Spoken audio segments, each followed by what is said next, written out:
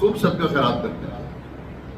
نواسے رسول امام حسین رضی اللہ تعالیٰ عنہ کے مکانی عالی شان پر ایک فقیر مدینہ پاک کی گلیوں سے گزرتا ہوا حاضر ہوا، دروازے پہ دستک دی اور اشعار پڑھنے لگا، جن کا ترجمہ یہ ہے: جس نے آپ سے امید رکھی اور جس نے آپ کے دروازے پر دستک دی وہ کبھی نا امید نہیں ہوا۔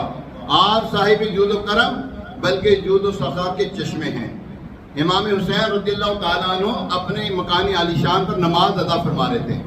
نماز ادا کرنے کے بعد دروازے پہ تشریف لائے تو سامنے دیکھا کہ ایک دیہاتی ہے جس کی شکل و صورت غربت اور بھوک کا اعلان کر رہی تھی۔ حضرت امام حسین رضی اللہ تعالیٰ عنہ نے اپنے غلام قمبر رحمت اللہ تعالیٰ علیہ سے فرمایا: ہمارے خرچ میں کتنا مال بچا ہے؟ عرض کی 200 درہم ہے جو آپ کے حکم کے مطابق آپ کے اہل خانہ پہ خرچ کرنے ہیں۔ فرمایا: جاؤ سب لے آؤ، جاؤ سب لے آؤ، کیونکہ وہ شخص آیا ہے جو فی الحال میرے گھر والوں سے زیادہ ان درہموں کا ضرورت مند ہے۔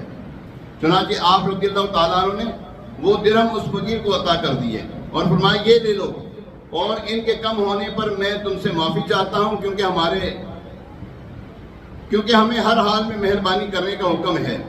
یہ کم ہے، اگر زیادہ ہوتے تو وہ بھی تمہیں دے دیتا۔ فقیر نے درہم لیے اور آپ رضی اللہ تعالیٰ عنہ کو دعائیں دیتا ہوا خوشی خوشی رخصت ہو گیا۔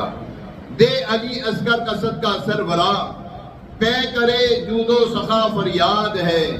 مفلس و لاچار و خستہ حال ہوں، مخزن جود و عطا فریاد ہے۔ سبحان اللہ۔